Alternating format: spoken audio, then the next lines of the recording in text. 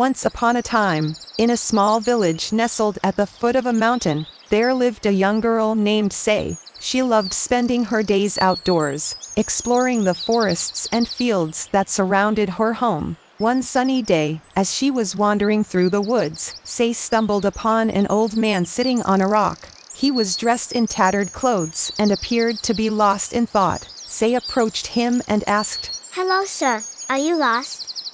The old man looked up at Say and smiled. "No, my dear. I come here often to sit and watch the birds." Say looked around and noticed that there were indeed many birds perched on the nearby trees, singing and chirping away. She asked the old man. "What are they saying?" The old man chuckled softly. If only we could understand their language.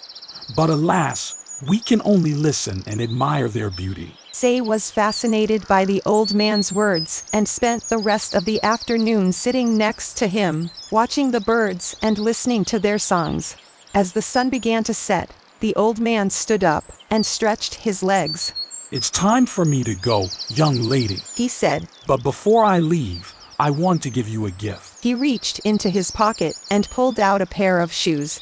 "These shoes belong to my wife, who loves birds just as much as I do.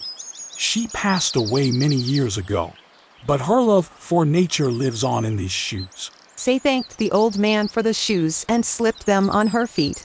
As she began to walk away, she noticed something strange. The birds that had been perched on the trees were now flying down to and on her shoes. The old man smiled and said, "You see, my dear, these shoes are special.